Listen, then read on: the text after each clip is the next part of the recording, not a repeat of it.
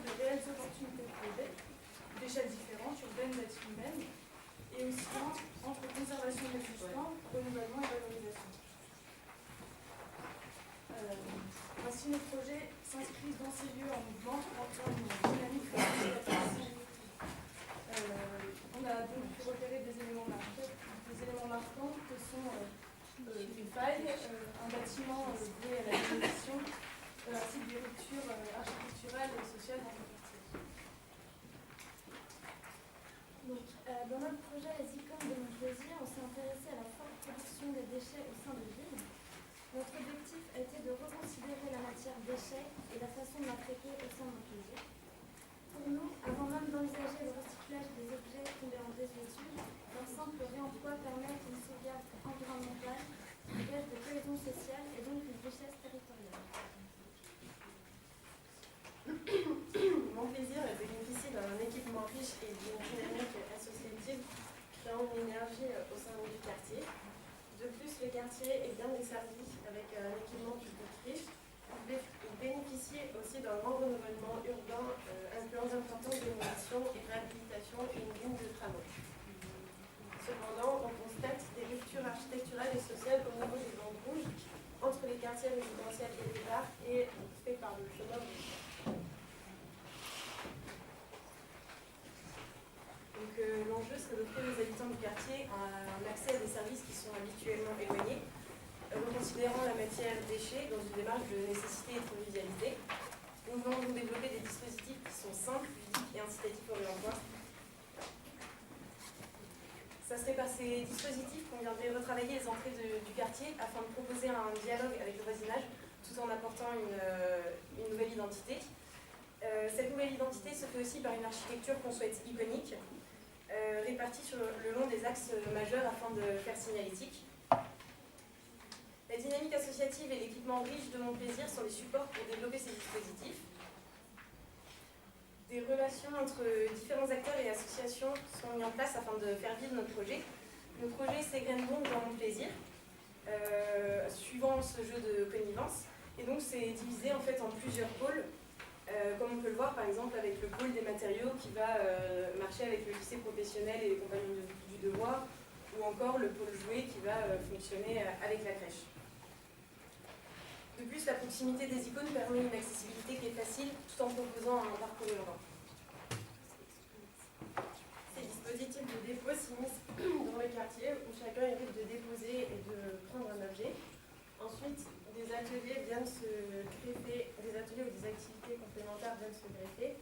Certaines se rattachent à des associations, comme on l'a vu au début, le bricolage.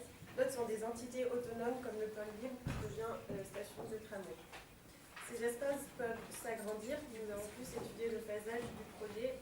Donc c'est des projets qui peuvent s'agrandir selon les besoins, ce qui implique un système souple et proliférant.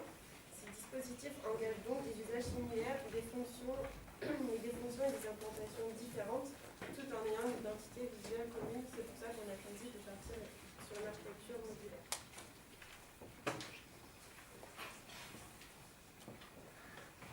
Afin de prendre le contre-pied de la trame orthogonale de Montplaisir, nous sommes partis dans le module circulaire. Cette forme simple est facilement réversible et permet différents scénarios de vie et différentes architectures. Le dispositif se traduit par un langage pour reprendre une situation inédite d'un quartier, et c'est comme une architecture à plusieurs facettes et multifonctionnelle que l'architecture interpelle les passants et incite à faire les faire. On va donc développer chacune une implantation et un usage différent dans le site. Donc une architecture qui se greffe, une architecture autonome et une architecture évolutive. Nous commençons par l'architecture évolutive avec le pôle matériaux. Donc, le site se situe ici. Ici, on a le lycée, en fait, ses habitations et derrière le compagnon du devoir. Et donc le site, on a choisi de s'implanter ici sur la large bande de goudron qui fait office de parking et des fois de dépôt de déchets. On a choisi ce site parce qu'il était au centre de flux routiers et piétons, ce qui permettait un repère immédiat et aussi un arrêt facile tout en étant proche du lycée. L'architecture fait signalétique par son jeu de facettes et permet une vision multiple des matériaux quand on passe en voiture par exemple. Donc ici, il a de représenter que l'espace de dépôt de matériaux. Donc ça peut être des palettes, des tubes de PVC, des portes. Et les poubelles qui étaient présentes sur la photo sont intégrées à la structure du carrelage. Ensuite, nous avons donc profité de ce jeu de connivence entre le lycée et les compagnons pour imaginer plusieurs évolutions. Donc là, juste le dépôt et après l'ajout d'un espace de bricolage. Et où on s'est dit que les étudiants pourraient peut-être donner un coup de main à des bricoleurs débutants, ou ce dispositif pourrait intégrer des espèces de postes pour les étudiants qui, on a vu, faisaient leur poste ici en général. Et après, on a imaginé d'autres scénarios de vie où ça pourrait vraiment s'agrandir, devenir peut-être un Fab Lab et faire vraiment faire un équipement à l'échelle du quartier et à l'échelle de l'école.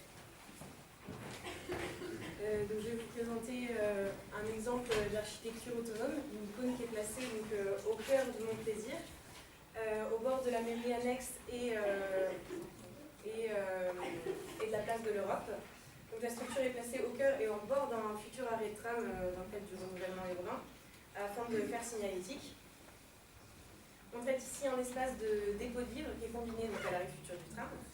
On l'a placé ici afin de questionner l'attente qui va être engendrée par ce tram, de proposer un espace qui soit ouvert et couvert, une architecture qui réponde à la question de l'attente, mais selon les différentes saisons. Donc l'architecture s'implante selon les flux principaux du site, entre Place de l'Europe qui est ici, un parc qui est situé ici, et toutes les architectures environnantes et les routes. Donc l'architecture multifacette permet d'avoir une vue sur celle-ci depuis tous ces espaces.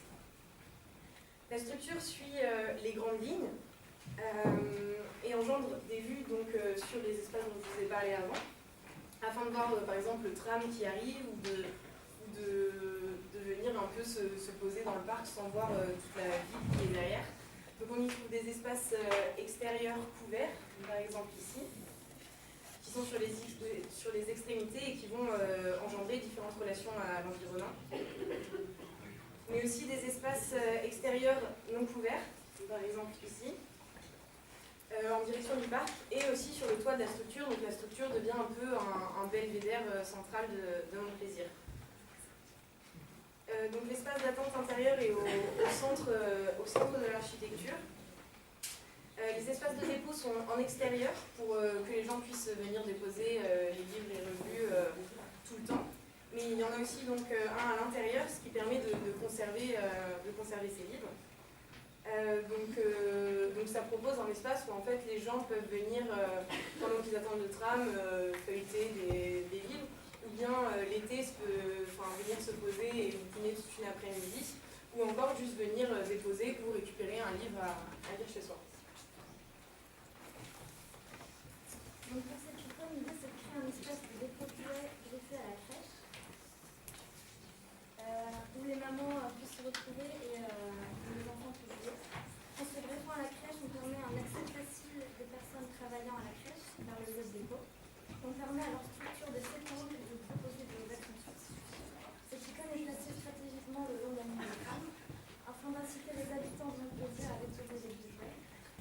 En se pliant au bâtiment, on vient jouer avec les hauteurs pour inciter les patients à s'arrêter.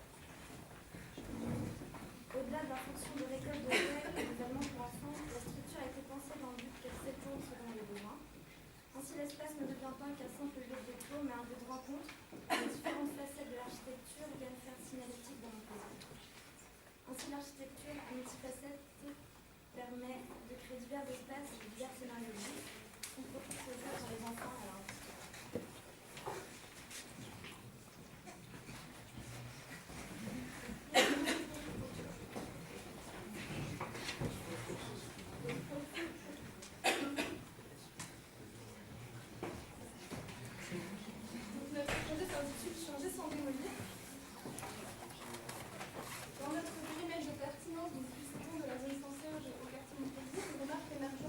Impulsion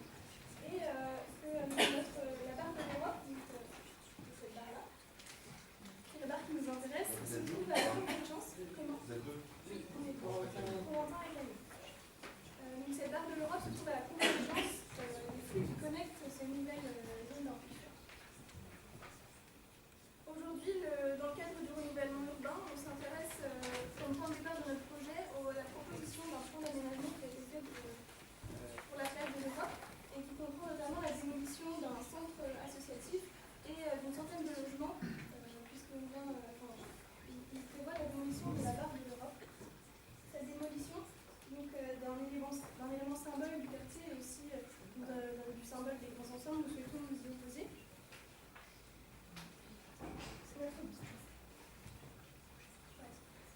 Aujourd'hui, le principal argument de la destruction de cette barre, c'est qu'elle fait barrière au flux qui viendrait connecter donc, les nouvelles installations qui sont proposées, comme le centre commercial, l'arrivée du tramway et les sports. Nous souhaiterions développer un lien est-ouest entre le parc qui va émerger à l'ouest et les sports qui sont déjà présents à l'est de la place. Continuité qui aujourd'hui n'est pas du tout présente et pas du tout visible. Notre rapport au fond s'inspire de celui de Lannes, qui considère que l'identité architecturale peut influencer un contexte, et nous nous demandons comment, à travers des interventions qui ne remettent pas en cause l'existence de la barre, nous pouvons l'intégrer dans le processus de renouvellement urbain du pays. Notre première intervention sur la barre de l'Europe consiste à la surélever. En déconstruisant les deux premiers étages, on libère ainsi un espace de 6 mètres de haut sous la barre. Ainsi, elle ne fait plus obstacle aux flux de la place. Ces flux qui sont provoqués par les activités dans le quartier, mais aussi par l'emplacement de l'arrêt de tram et l'emplacement de l'entrée du complexe scolaire que nous avons resitué au sud afin de connecter à la place et au tram. Place où se déroulent les marchés de Montplaisir le mercredi et le dimanche. Toutes ces zones d'impulsion accentue la centralité de la place et renforce notre volonté d'intégrer la barre dans un lien est-ouest vert du soir jusqu'au parc, mais aussi dans un traitement urbain nord qui vient lier l'école et la place. L'addition des flux et de nos volontés dessine notre tendance. On peut voir des chemins qui sont plus directs et plus marqués, comme l'axe est-ouest, mais aussi certains qui sont plus indirects et courbés et qui invitent à la promenade. La barre surélevée vient participer à cette libre circulation et y contribue à travers un axe est-ouest plus fort qui vient donner accès au parc ou au lycée. Finalement, bien que la présence physique de la barre ne soit pas remise en cause, elle n'est plus une barrière, elle vient s'intégrer dans ces nouveaux flux, ainsi que la nouvelle configuration du quartier avec l'utilisation de l'angle. Nous souhaitons mettre en place une nouvelle écriture architecturale qui viendrait interagir avec cette place que nous avons retravaillée. L'idée est de travailler à différentes échelles à travers l'ajout d'une seconde peau qui permet d'ajouter 2 mètres supplémentaires au balcon, qui était déjà existant, donc, comme peuvent le faire la Caton et la Salle dans leur rénovation des ensembles à Bordeaux. À l'échelle des appartements, on a des espaces extérieurs qui sont plus qualitatifs, et cela permet également de venir travailler une façade avec des espaces, des usages modulables et une façade aussi modulable à travers des panneaux coulissants qui peuvent être selon les usages. Cet ajout du second pot permet d'agrandir la surface du toit sur lequel nous souhaitons implanter un espace public. Un espace qui comprend un bar panoramique orienté vers le parc et un espace de déambulation qui viendrait réintégrer les associations qui vont être décrites dans le projet de renouvellement urbain. Tout cela pour profiter d'un belvédère sur la ville et sur le quartier et sur à la fois le quartier Saint-Martin, comme on le voit ici, et sur le centre de Village. Cette seconde tour nous permet donc une implantation minimale sur le toit qui vient, notre halle associative vient s'installer tout le long du toit et du toit existant dans l'idée de venir conserver un maximum le toit technique qui était déjà présent mais qui n'était pas accessible. Pour ce programme, nous reprenons la trame existante du bâtiment et donc on va créer un espace public appropriable à la fois par les habitants et par les associations que nous réintégrons. Et donc on va créer des espaces à travers cette trame qui peuvent être modulables et qui peuvent être cloisonnés pour justement ces associations.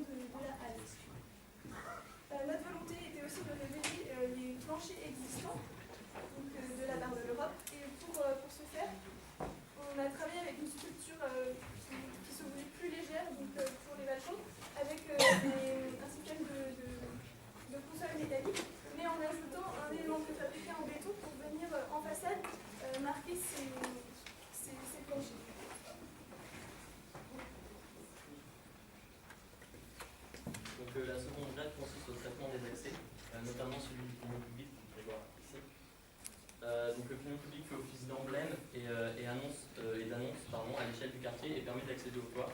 Ce pignon ouest rentre en interface avec le boulevard et le tram et est visible depuis de nombreux points de vue à travers le quartier. Donc on a donc une première grève qu'on va voir à l'écriture architecturale plutôt transparente. Le travail de la seconde grève vient contraster avec une écriture architecturale plus opaque à travers un acier perforé qui donne à voir ce qui se passe à l'intérieur des accès et qui permet, en s'élargissant à certains endroits, d'offrir des points de vue et des cadrages au niveau des paliers qui viennent ponctuer la fonction de ce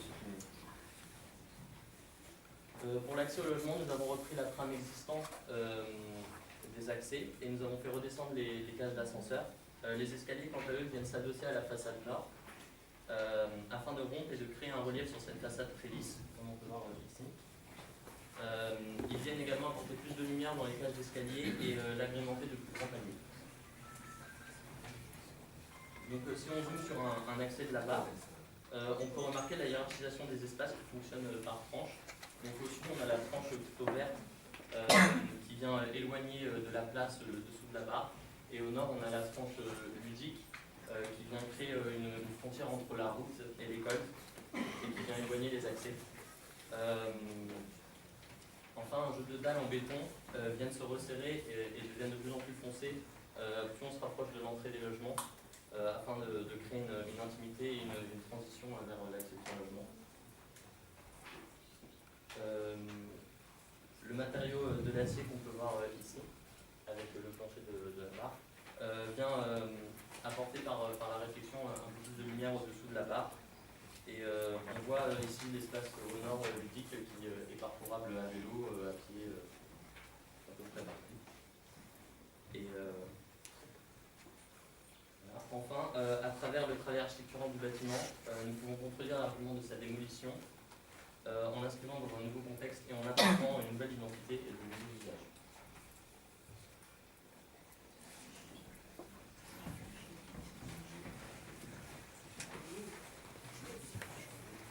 Alors nous sommes le groupe Showtime et pour nous le faire franc, c'est recréer l'urbanité en s'appuyant sur sa rupture. Nous nous situons à l'entrée de la ville d'Angers sur un espace dédié à des activités industrielles. Nous nous intéressons à cette zone obstacle qui regroupe la cimenterie, le campé, l'asphalte et l'ancien cimetière des Petites Sœurs des Pauvres qui est au sud du frontal.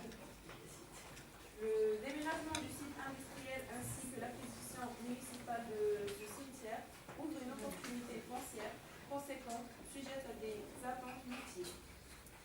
Ce site présente une richesse patrimoniale liée à ses activités. Silos et hangars deviendront les jalons d'un parcours jusqu'alors impraticable. La diversité fonctionnelle des quartiers adjacents confère à cet espace une position d'interface majeure entre un tissu pavillonnaire en rouge, une zone d'activité en bleu et le quartier d'habitation sociale Montplaisir en jaune. Les volontés municipales polarisent un projet de 90 logements au point haut de cette rupture, donc ici, et un village artisanal en contrebas du côté de Saint-Symphorien. Ici, et là, c'est les bâtiments polarisés. Ensuite, pour rompre avec le zoning fonctionnel et trouver le consensus entre de nombreuses protestations habitantes, nous proposons une mutualisation programmatique. Notre point d'accroche évident, c'est cette rupture topographique, matérialisée par le frontail, véritable richesse identitaire de l'histoire industrielle de ce territoire de la friche. De ces 10 mètres de haut, c'est une petite falaise qui est recouverte de végétation et qui scinde le quartier Neige-Chaleur de Saint-Serge et de Montplaisir. Nous voyons un potentiel architectural dans la verticalité de ce front, de ce frontail qui est singulier en région alpine et évocatrice d'une réponse bâtie frontale. Il s'agit alors d'exploiter cette faille dans toutes ses dimensions, verticale, longitudinale et transversale. Ainsi, elle devient support d'un nouveau dialogue de haut en bas, en créant une ligne bâtie bordée par ce flot, dans le prolongement du réseau existant. Ce fil conducteur contenant des programmes multiples nous permet de conserver une densité moindre et de caractériser les espaces non construits comme respiration urbaine.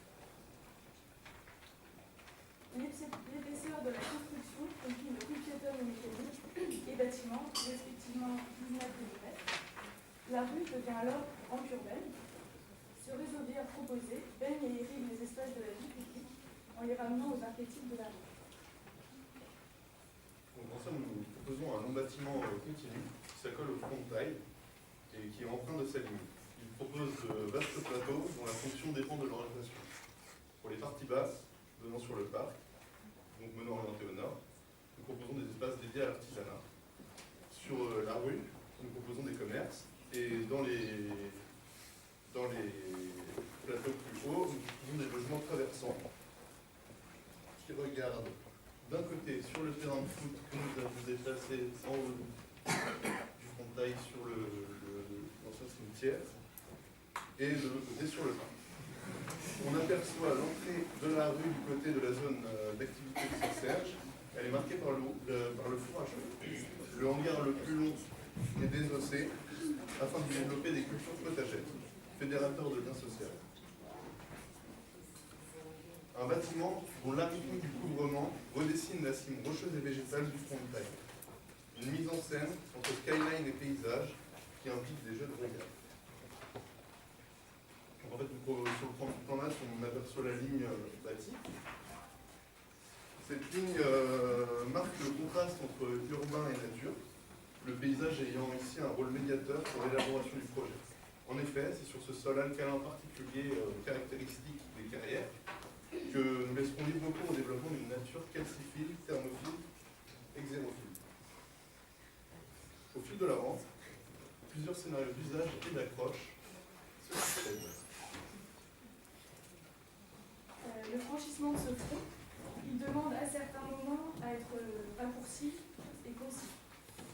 Le lien avec le parcours haut longeant le front de taille, donc en lien direct avec ce parcours haut, la passerelle en est une idée.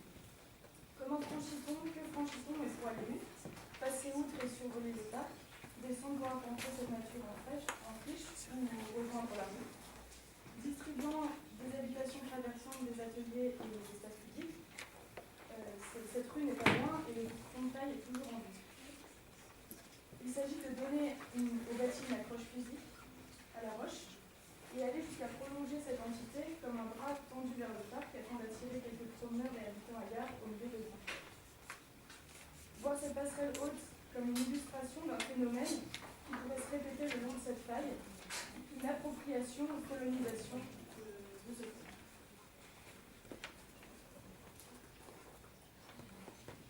Toute la réflexion du projet a été faite de manière à s'articuler autour du front de taille en s'ouvrant et en se tournant vers la nature.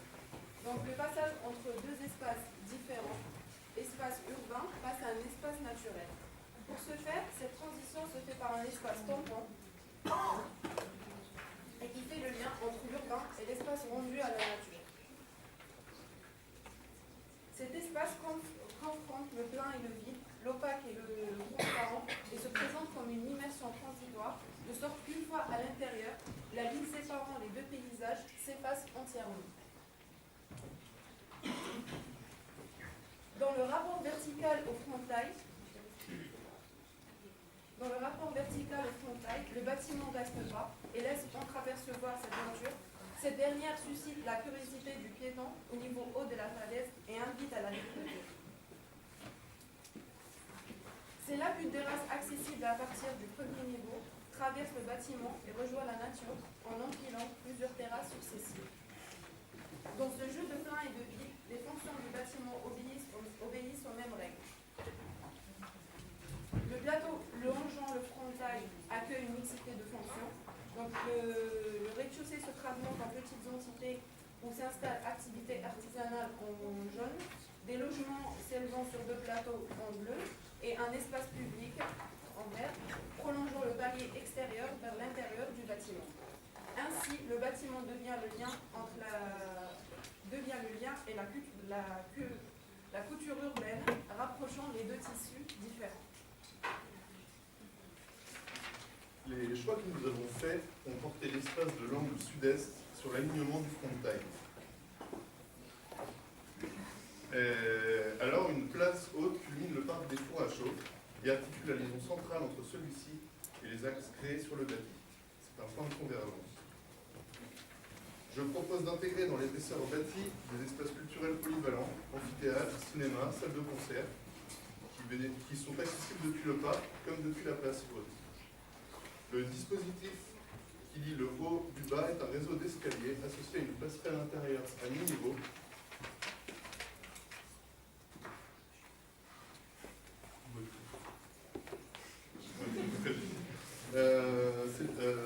À mi-niveau, permettant d'apprécier la roche dans l'obscurité comme vecteur d'une ambiance minérale.